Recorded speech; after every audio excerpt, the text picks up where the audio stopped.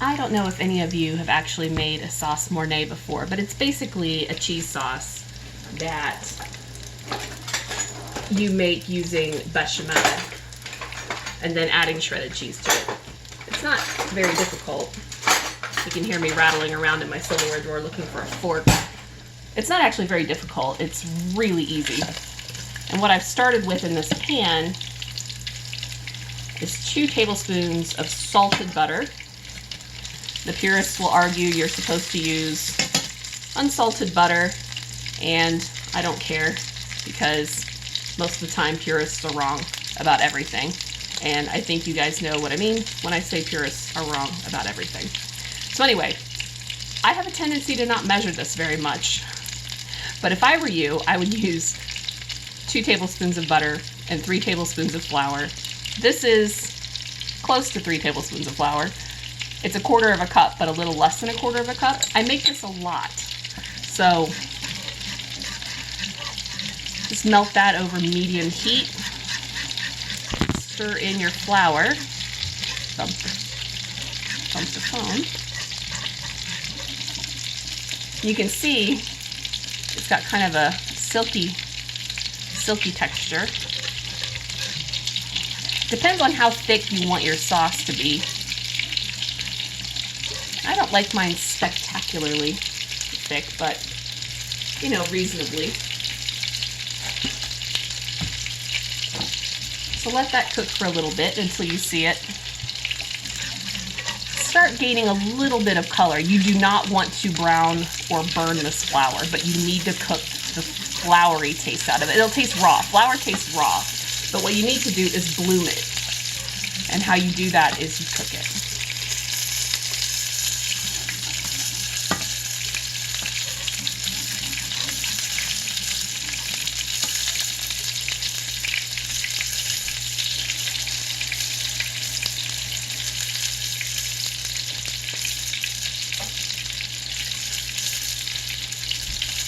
I'm one of those people that usually does about 4 tasks at a time in the kitchen, so I'm really terrible about that. I will try not to leave people too long. Okay, you can see the flour is starting to bubble a little bit, and that's good. That's exactly what we want. To cook that rawness out. And it'll kind of start to dry out a little as the water evaporates.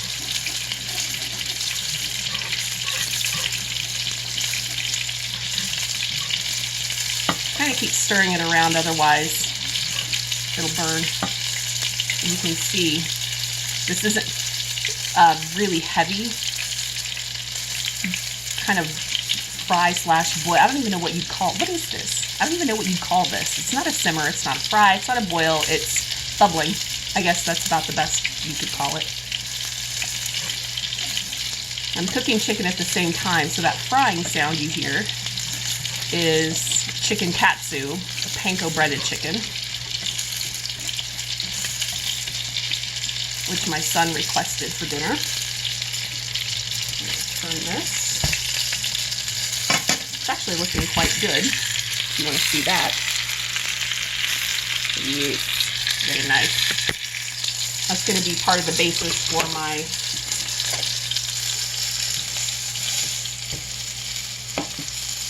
pork cutlets eventually.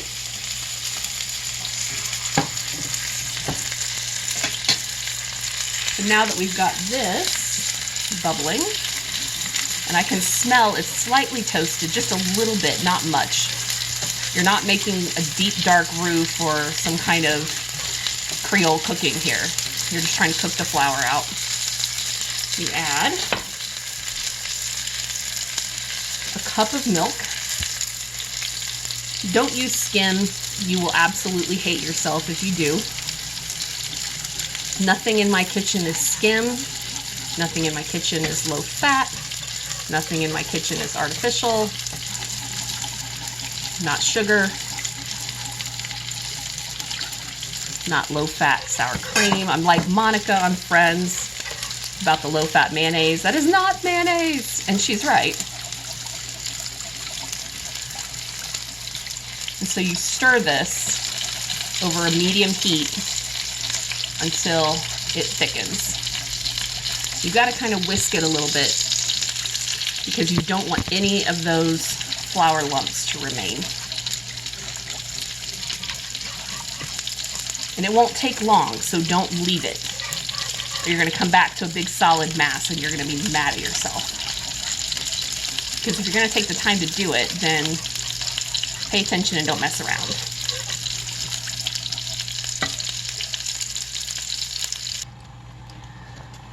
You can see it's starting to thicken a little bit. This is maybe 3 minutes. I didn't think you wanted to watch me stir for 3 minutes, so I tried to cut it a little bit. You can see you're starting to get that thickening. And it's gonna have to come at least to a gentle sort of simmer. But once you've got it thickened, you're gonna need to turn the heat down, because if you don't and you add cheese to it, what's gonna happen is it's gonna granulate your cheese and it's gonna taste like eating sand. And you don't want that. And nobody wants that.